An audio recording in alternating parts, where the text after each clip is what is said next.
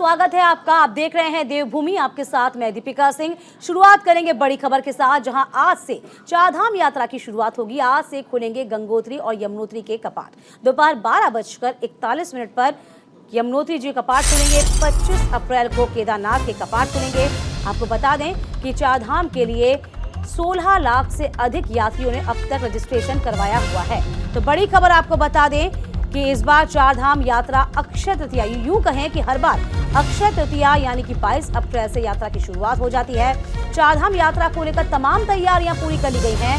ये यात्रा इसलिए शुरू की जाती है क्योंकि इस दिन पुराणों में इस दिन को बेहद खास माना जाता है। आपको बता दें कि त्रेता युग से ही इस यात्रा की शुरुआत हुई है। भगवान परशुराम का जन्म भी अक्षय तृतीया, परशुराम की जयंती भी आज है। और इसमें से आपको बता दें कि बद्रीनाथ धाम इस यात्रा में खास माना जाते हैं क्योंकि कहा जाता है कि बद्रीनाथ धाम भगवान विष्णु का प्रमुख निवास स्थान है। तो बद्रीनाथ धाम के कपाट विधि विधान से शुभ मुहूर्त में 27 अप्रैल 2023 को खुलेंगे। ये भी आपको बता दें कि चारधाम यात्रा सबसे पहले हरिद्वार से होती है शुरू। यहाँ गंगा स्नान करने के बाद यमुना जी के धाम यमुनोत्री के लिए रवाना किया जाता है। संजय पुंडीर हमारे संवाददाता इस पूरी खबर पर बने हुए हैं। संजय, अक्षय तृतीया के साथ ही चारधाम यात्रा का आज से आगाज शुरू हो जाएगा और अब चूंकि समय कम रह गया है और जल्द ही यमुनोत्री और गंगोत्री के पट खुलने वाले हैं, किस तरह का नजारा आप देख पा रहे हैं? क्या कुछ खबरें हैं आपके पास? लोगों में कैसा उत्साह? देखिए दीपिका, विश्व प्रसिद्ध चारधाम यात्रा की आज शुरुआत हो गई है और हम देख रहे हैं कि कई दिनों पहले से ही जो तीर्थ यात्री है, पर्यटक है, वो लगातार हरिद्वार पहुंच रहे हैं क्योंकि हरिद्वार को प्रवेश द्वार कहा जाता है और यहीं से पति तपावनी मां गंगा में आस्था की डुबकी लगाने के बाद चारों धामों की यात्रा शुरुआत की जाती है। क्योंकि हम देख रहे हैं जो काउंटर है, जो रजिस्ट्रेशन काउंटर है, वहां पर भी जो लोग उत्साहित है और जिस तरह से यहाँ सरकार की सुविधा मिल रही है, मूलभूत सुविधा यहाँ पर देखी जा सकती है। हालांकि जो लोग अन्य राज्यों से आ रहे हैं वो काफी उत्साहित दिखाई दे रहे हैं और आज से जिस तरह से कपाट खुल गए हैं धर्मनगरी हरिद्वार में, जो तमाम यात्री हैं वो पहुंच रहे हैं क्योंकि यहीं से शुरुआत की जाती है। दीपिका, जाहिर सी बात है संजय, यहीं से शुरुआत होती है। ये अभी से नहीं हो रहा है, त्रेता युग से ही ऐसा चला आ रहा है जब यात्रा की शुरुआत हरिद्वार से होती है। लेकिन आज पहला दिन है। लगभग यदि हम चारधाम यात्रा की बात करते हैं, 16,000 लोगों ने रजिस्ट्रेशन अभी तक करवाया हुआ है, 16 लाख लोगों ने। तो अभी पहले दिन कितने श्रद्धालुओं के आने की उम्मीद यहाँ आपको नजर आती है? पर्यटक है वो हरिद्वार का रुख कर रहे हैं। ऐसे में जो सरकार की गाइडलाइन है उनका भी पालन किया जा रहा है क्योंकि जिस तरह से मुख्यमंत्री पुष्कर सिंह धामी ने कहा था कि यात्रा शुरू करने से पहले अपना पंजीकरण करा ले। क्योंकि हम देख रहे हैं कि हरिद्वार की बात करें या ऋषिकेश की बात करें, जहां पर जो टिकट काउंटर है यानी जो रजिस्ट्रेशन काउंटर है, वहां पर लगातार जो पंजीकरण कराने वाले पर्यटक है वो पहुंच रहे हैं। हालांकि इसको लेकर सुरक्षा के भी कड़े इंतजाम किए हैं। हर की पौड़ी समेत तमाम घाटों पर पुलिस का पहरा है क्योंकि हम देख रहे हैं कि सुबह से ही जो पर्यटक है वो यहीं से स्नान करने के बाद यात्रा की शुरुआत कर रहे हैं। बिल्कुल संजय, देखिए चारधाम यात्रा सबसे पहले हरिद्वार से शुरू होती है। गंगा स्नान करने के बाद यमुना जी के धाम यमुनोत्री के लिए रवाना होती है। तो कब से इसकी शुरुआत हो चुकी है और कब तक पहुंच जाएंगे, पट कब तक खुलेंगे, इस बारे में जानकारी संजय?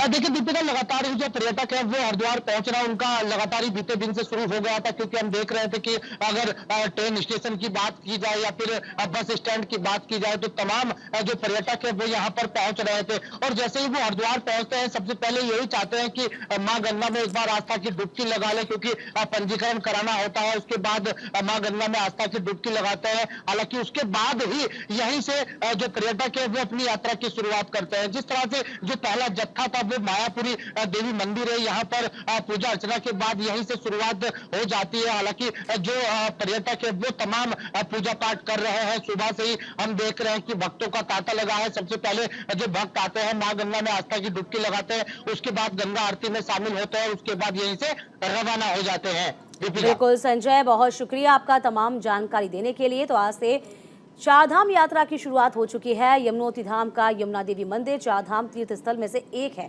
आपको बता दें, उत्तराखंड के मुख्यमंत्री पुष्कर सिंह धामी उत्तरकाशी के खरसाली गांव पहुंचे, जहां सीएम धामी देवी यमुना की डोली के शुभ प्रस्थान में शामिल हुए।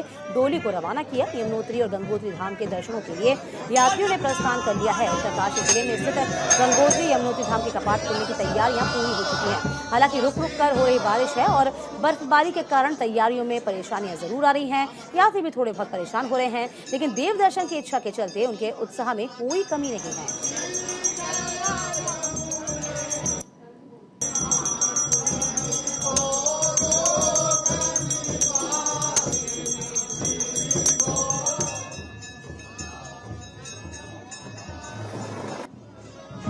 तो देखिए, हम आपको तस्वीरें लगातार दिखा रहे हैं, क्योंकि चारधाम की यात्रा की शुरुआत हरिद्वार से होती है।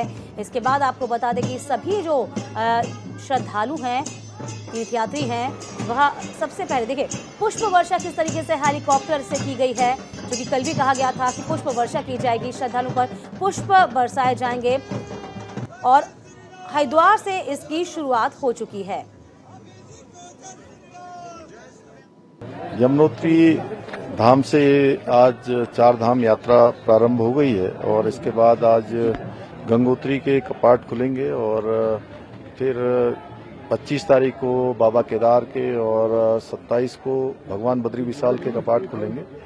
आज यहाँ पर विधिवत रूप से यात्रा प्रारंभ हो गई है। सबसे पहले पूजा हमारे देश के यशस्वी प्रधानमंत्री आदरणीय प्रधानमंत्री नरेंद्र मोदी जी की तरफ से यहाँ पर संपन्न हुई है और यात्रा भी प्रारंभ हो गई। मैं सभी को बधाई देता हूँ कि इस बार की यात्रा हर्षोल्लास के साथ होगी। सभी आने वाले, पूरे देश विदेश से आने वाले श्रद्धालु, यात्रीगण, हमारे सैलानी जितने भी हैं, सभी को मैं शुभकामनाएं देता हूँ कि भगवान सब पर कृपा करें और इस यात्रा को बिना किसी विघ्न बाधा के संपन्न करें। हम सब पर कृपा करें, हमारे राज्य पर और देश पर कृपा करें।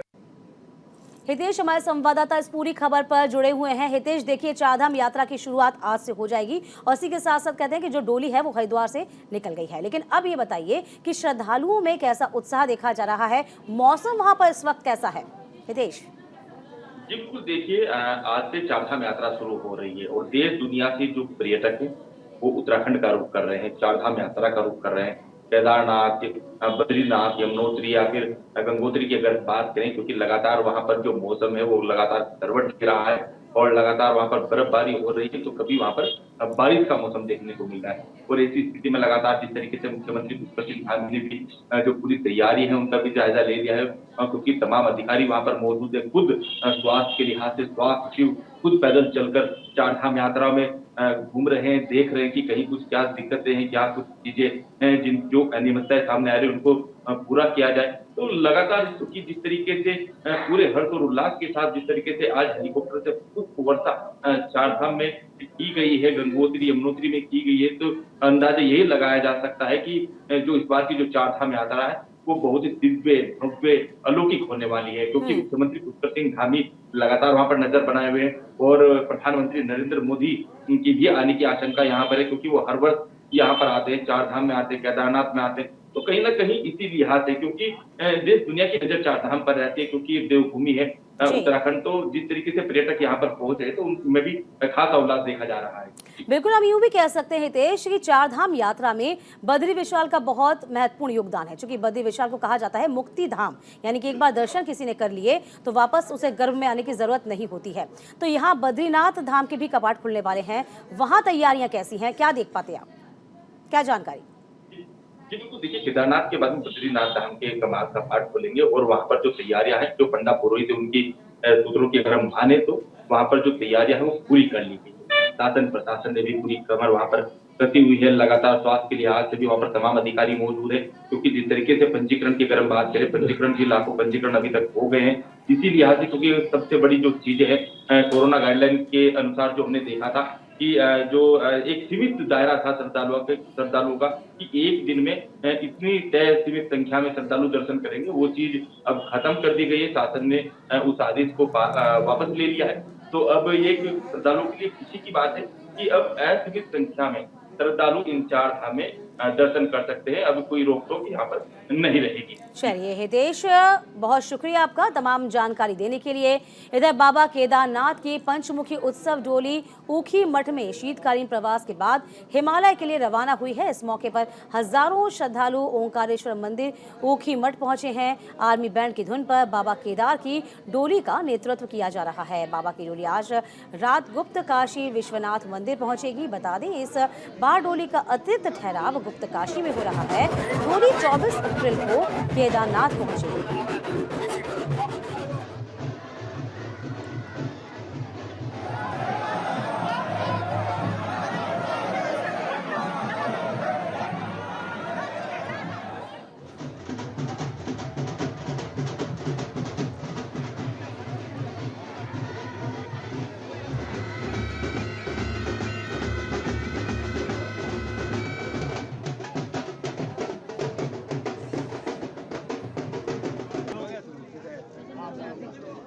चौबीस अप्रैल को केदारनाथ की पंचमुखी उत्सव डोली रवाना होगी। देखिए, हम तस्वीरें लगातार आपको दिखा रहे हैं। ओंकारेश्वर मंदिर ऊखी मठ पहुंचे हैं हजारों श्रद्धालु। बैंड बाजों की धुन पर नाच गा रहे हैं, उत्सव मना रहे हैं। तो बाबा केदारनाथ की पंचमुखी उत्सव डोली रवाना हो गई है हिमालय की ओर। ओंकारेश्वर मंदिर ऊखी मठ पहुंचे हजारों श्रद्धालु। तो बद्रीनाथ यात्रा की तैयारियां भी जोरों पर हैं। बद्रीपुरी को सजाने के लिए गोवा कॉलेज ऑफ आर्ट के छात्रों का जत्था बद्रीनाथ धाम पहुंचा है। सहायक सांस्कृतिक अधिकारी क्रांतिचारी ने कहा है कि हम चारधाम यात्रा के लिए बद्रीनाथ मंदिर के रास्ते से लगने वाली दीवारों को पेंट करेंगे। मेरे साथ पूरी टीम है। हम गोवा से डिजाइनर बनाकर लाए हैं। हम यहाँ डिजाइन को यहाँ पे अप्लाई करेंगे, यहाँ बनाएंगे। हम जल्द से जल्द ये काम शुरू करेंगे। तो यात्रा को और भव्य बनाया जाए और आकर्षित बनाया जाए, इसके तमाम तैयारियां जोरों पर हैं। इसी के साथ साथ आपको बता दें कि बद्रीपुरी को सजाने के लिए छात्रों का जो जत्था है गोवा से आया हुआ है, जो कि कलाकृतियां इस वक्त देखिए पेश कर रहा है, कलाकृतियां बनाता जा रहा है। गोवा से डिजाइन बनाकर लाए हैं और यहाँ पर इसको पूरा करें था, यानी कि यात्रा को और आकर्षित किया जाएगा और भव्य बनाने की तैयारी है। तो फिलहाल गोवा से ये तस्वीरें, गोवा के जो तमाम आर्टिस्ट हैं वो इस वक्त अलग अलग रंगों से रंग रहे हैं। तो चारधाम यात्रा को सुगम सुरक्षित बनाने के लिए हर संभव प्रयास जारी है। इस बार तीर्थयात्रियों को यात्रा मार्ग पर पहले से बेहतरीन स्वास्थ्य सेवाएं मिलेंगी। केदारनाथ मार्ग में हर 1 किलोमीटर पर मेडिकल रिलीफ पोस्ट बनाए गए हैं। स्वास्थ्य सचिव डॉक्टर RS राजेश कुमार चारधाम यात्रा पर स्वास्थ्य सेवाओं का जायजा लिया है। इसी कड़ी में स्वास्थ्य सचिव केदारनाथ धाम तक की पैदल यात्रा कर जगह जगह स्वास्थ्य व्यवस्थाओं का निरीक्षण कर रहे हैं।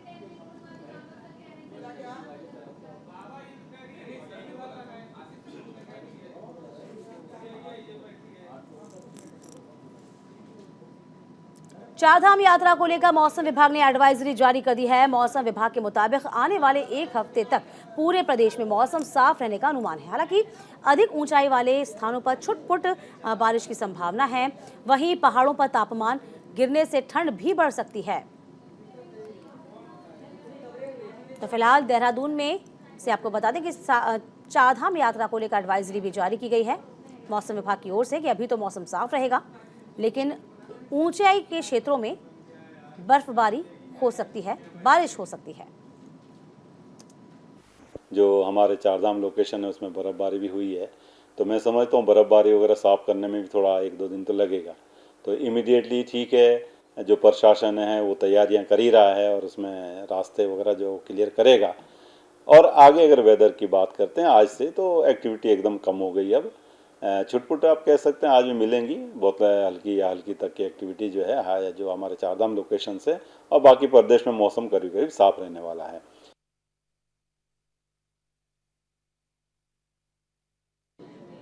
उत्तराखंड में शुरू हुई चारधाम यात्रा में अव्यवस्थाओं का आलम भी देखा गया है। पर्यटन विभाग परिसर में चल रहे चारधाम रजिस्ट्रेशन काउंटर पर समय से रजिस्ट्रेशन न होने से यात्रियों ने जमकर हंगामा भी किया है। रजिस्ट्रेशन सिर्फ 4 काउंटर पर कराए जा रहे हैं। इसी के साथ ही रजिस्ट्रेशन को लेकर हरिद्वार में पर्यटन विभाग को स्लॉट न मिलने के कारण सैकड़ों श्रद्धालु 2 से 3 दिन तक पर्यटन विभाग के चक्कर लगा रहे हैं, लेकिन उनका चारधाम यात्रा रजिस्ट्रेशन नहीं हो पाया। इसकी वजह से ऐसे सैकड़ों यात्री जो कि चारधाम यात्रा पर जाने को हरिद्वार पहुंचे हैं, वे रजिस्ट्रेशन नहीं होने के चलते हरिद्वार में ही आके अटक गए हैं। इससे उनका समय, पैसा दोनों बर्बाद हो रहे हैं। काउंटर पर लोगों की लंबी भीड़ है। लोगों की ये भी शिकायत है कि रजिस्ट्रेशन काउंटर अपने दिए गए निर्धारित समय पर नहीं खोले जा रहे हैं। आज से ये काउंटर जो है स्पेशल स्लॉट के चलने थे ऋषिकेश में, हरिद्वार में, लेकिन हमें सुबह ये अवगत करा गया कि स्लॉट नहीं है, सब फुल हैं, इसलिए यमुनोत्री तरफ का कोई स्लॉट अभी नहीं मिलेगा। तो न ऋषिकेश में शुरू हुआ न यहाँ, हमें यहाँ पर 10:56 पे स्लॉट मिला।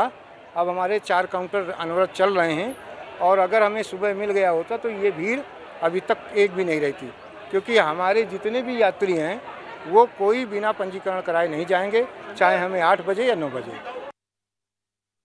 उनको इतनी दिक्कत है, कुछ सवारी मरीज होकर नीचे पड़ी हैं, यहाँ का प्रशासन सुनने वाला नहीं है। दिक्कत क्या हो रही है? दिक्कत साहब तो आज से शुरू हुई है ना। अरे हो गया तो अब टाइम है खुलने का।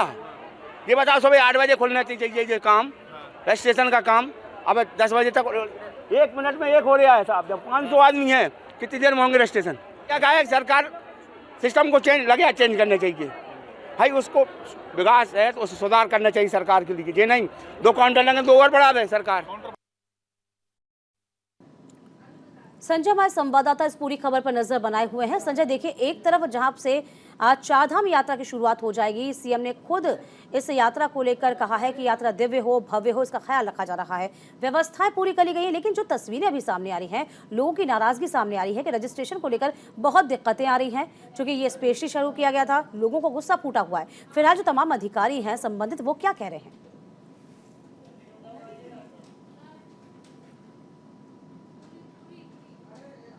अधिकारियों की लापरवाही से यहाँ पर जो बाहर से आने वाले यात्री हैं वो हंगामा कर रहे हैं। यानी यात्रियों का कहना है कि निर्धारित समय पर जो काउंटर है, पंजीकरण काउंटर है, वो नहीं खुल रहा है और जिस समय खुलना चाहिए, इस कारण यहाँ पर दिक्कतें आ रही हैं। यानी कहा जा सकता है कि बाहर से आने वाले यात्री बेहद परेशान है, क्योंकि हम देख रहे थे कि लगातार जो यात्री होते हैं सबसे पहले हरिद्वार पहुंचते हैं, उसके बाद उन्हें पंजीकरण कराना होता है, उसी के बाद चारधाम यात्रा की शुरुआत होती है। लेकिन ऐसे में जब यात्री अपना पंजीकरण नहीं कराने के तो कहीं ना कहीं उन्हें दिक्कतों का सामना करना पड़ेगा। यानी कहा जा सकता है कि जिस तरह से सरकार और सरकार के अधिकारी दावे कर रहे हैं वो हवा हवाई हो रहे हैं, क्योंकि आप देख सकते हैं यहाँ पर जो पंजीकरण काउंटर है, यहाँ पर बाहरी राज्यों से आने वाले जो यात्री है वो हंगामा कर रहे हैं। यानी उनका कहना है कि मात्र 4 ही काउंटर बनाए गए हैं जिन पर पंजीकरण हो रहा है और वो भी समय से नहीं खुल रहे हैं, इस कारण यहाँ पर दिक्कतें हो रही है। बिल्कुल, कुल मिलाकर देखा जाए कि सरकार की मंशा पर तमाम जो अधिकारी हैं संबंधित वो पलीता लगा रहे हैं। लेकिन अब सवाल ये भी उठता है ना कि आखिरकार लोग जाएं तो जाएं कहां, क्या करें? क्या इसका कोई समाधान निकाला गया? बिल्कुल, हमारी जो पर्यटन अधिकारी हैं उनसे बात हुई है, उनका यही कहना है कि लगातार जो इनकी समस्या है चलिए, आपका बहुत शुक्रिया। अभी आपको रोकना चाहूंगी, सीधी तस्वीरें हम आपको दिखा रहे हैं गंगोत्री धाम की, जहां सीएम पुष्कर सिंह धामी इस वक्त पहुंचे हुए हैं, तमाम जो व्यवस्थाएं हैं उसका जायजा ले रहे हैं। देखिए तस्वीर आप देखिए, तमाम जो श्रद्धालुओं हैं उनसे मुलाकात की जा रही है। आज यमुनोत्री गंगोत्री के कपाट खुलेंगे और इसी के साथ साथ तमाम तैयारियां पूरी कर ली गई हैं।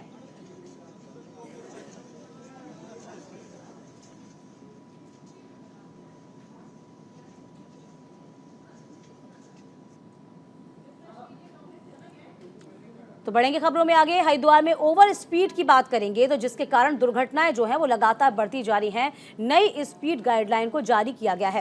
एसएसपी अजय सिंह के निर्देश पर जिले के 33 स्थानों पर वाहनों की गति सीमा निर्धारित की गई है। निर्धारित गति से ज्यादा तेज वाहन चलाने वालों पर कड़ी कार्रवाई की जाएगी।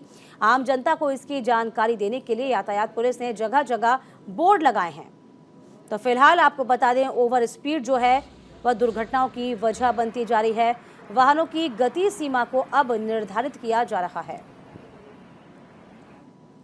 संजय पुंडी हमारे संवाददाता इस पूरी खबर पर नजर बनाए हैं। संजय, अब ओवर स्पीड पर ब्रेक लगेगा जिससे कि दुर्घटनाएं ना हो, किस तरीके से ब्रेक लगा पाएंगे, क्या कुछ प्लानिंग है? देखिए दीपिका, लगातार ही हम देख रहे थे कि हरिद्वार में जैसे जैसे यात्रा किस तरह के मेले होते हैं तो यहाँ पर हादसे होते हैं वो बढ़ जाते हैं, जिनको रोकने के लिए लगातार हरिद्वार पुलिस प्रयास कर रही है। ऐसे में अलग अलग जगह पे हरिद्वार जिले में करीब 33 स्थानों पर बोर्ड लगाए गए हैं और उस बोर्ड पर निर्धारित स्पीड भी लिखी गई है। यानी कहा जा सकता है कि अलग अलग वाहन के लिए अलग अलग जो वाहन की सीमा है, यानी जो उनकी स्पीड होगी वो निर्धारित की गई है। अगर कोई इसका पालन नहीं करता है तो मोटर व्हीकल एक्ट में यहाँ पर कार्रवाई भी की जाएगी। इसी को लेकर तमाम जो पुलिस अधिकारी है, तमाम जो गाइडलाइन है वो बनाई गई है, क्योंकि आप देख सकते हैं तस्वीरों में भी पुलिस किस तरह से बोर्ड चस्पा कर रही है, यानी जो बाहर से आने वाले श्रद्धालु होंगे उन पर भी ये स्पीड लागू होगी। क्योंकि हम देख रहे हैं कि हरिद्वार का शहरी क्षेत्रों, ग्रामीण क्षेत्रों, वहां पर जो हादसे थे वो लगातार बढ़ रहे थे, जिनको लेकर लगातार हरिद्वार पुलिस ने एक नई एडवाइजरी जारी की है। और जिस तरह अभी हम बता रहे थे कि हरिद्वार के अलग अलग 33 स्थानों पर बोर्ड लगाए गए हैं और उन बोर्डों पर अलग अलग वाहनों के लिए अलग अलग स्पीड निर्धारित की गई है। दीपिका। चलिए संजय, बहुत शुक्रिया तमाम जानकारी देने के लिए आपका। इधर लक्सर में जेके टायर के पूर्व कर्मचारी धरना प्रदर्शन कर रहे हैं। 21 दिन भी धरना जारी है। कर्मचारियों ने अपनी मांगों को लेकर आज फिर फैक्ट्री प्रबंधन के खिलाफ जमकर नारेबाजी की और धरने पर बैठकर विरोध प्रदर्शन किया है। धरने का नेतृत्व कर रहे पूर्व कर्मचारी सुभाष चौधरी ने आरोप लगाया है कि अपनी कंपनी वादा पूरा नहीं कर रही है। कोई कर्मचारियों को कुछ रुपए की आर्थिक मदद देकर कंपनी से बाहर कर दिया गया है, लेकिन कुछ ही कर्मचारियों को इसका लाभ दिया गया। प्रदर्शनकारियों ने चेतावनी जारी की, यदि उनकी मांग पूरी नहीं होती तो वे भूख हड़ताल और आमरण अनशन पर भी उतारू होंगे। इतना ही नहीं, जरूरत पड़ी तो कोर्ट का भी दरवाजा खटखटाएंगे।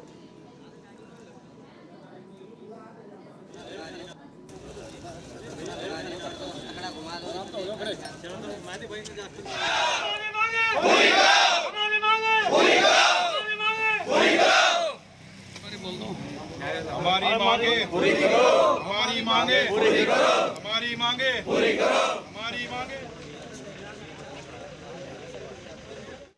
यार ये है जी, हमें 21वां दिन हो चुका है आज, हमारे किसी ने सुनवाई अभी नहीं करी है। अब आगे सोमवार को टाइम दिया है एसडीएम साहब ने मध्यस्थता कराने का। उसके बाद अगर हमारी बात नहीं मानती तो हम गेट पे ही जाएंगे धरना देने के लिए यहाँ से, और सुप्रीम कोर्ट तक भी जाएंगे। सुप्रीम कोर्ट के वकील हमारे साथ हैं, वो हमारे साथ जी जान से लग रहे हैं। आसपास के जो जितने भी हम बेरोजगार हो चुके हैं लोग, इनके घर परिवार की स्थिति ख़त्म हो चुकी है। आज लगभग हमारा कम से कम भी 20वां या 21वां दिन है। अब तक किसी ने बात नहीं हमारी मैनेजमेंट तक कोई पहुँचाई, और एसडीएम साहब के माध्यम से हमारी जो 2 बातें वहाँ पहुँची हैं, उन्होंने कहा भी उनको कि भाई मध्यस्थता कर लो बीच में बैठकर, फैक्ट्री वालों से भी, आपसे भी, आपके लॉयर से भी। तो अभी तो आश्वासन मिला एसडीएम साहब से।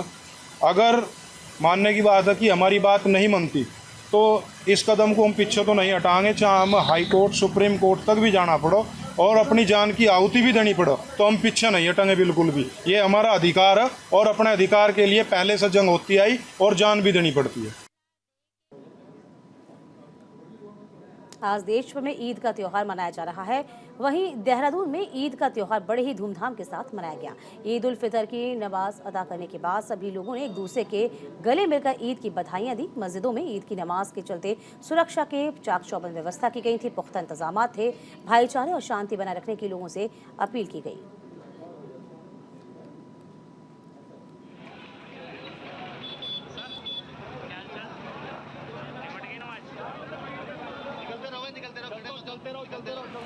धूमधाम से ईद का त्योहार पूरे देश में धूमधाम के साथ मनाया जा रहा है। देहरादून की तस्वीर जरा देखिए आप। रोड पर जो नमाजी हैं, नमाज के बाद किस तरीके से अपनों से गले मिले। ये देखिए, छोटे छोटे नन्हे नन्हे बच्चे ईद का त्योहार मनाते नजर आ रहे हैं। चाक चौबंद सुरक्षा व्यवस्था भी रखी है। तो पूरे देश में हर्षोल्लास के साथ ईद का त्योहार मनाया जा रहा है। आपसी सौहार्द, शांति, भाईचारे को रखने की अपील यहाँ पर लोगों से की गई है।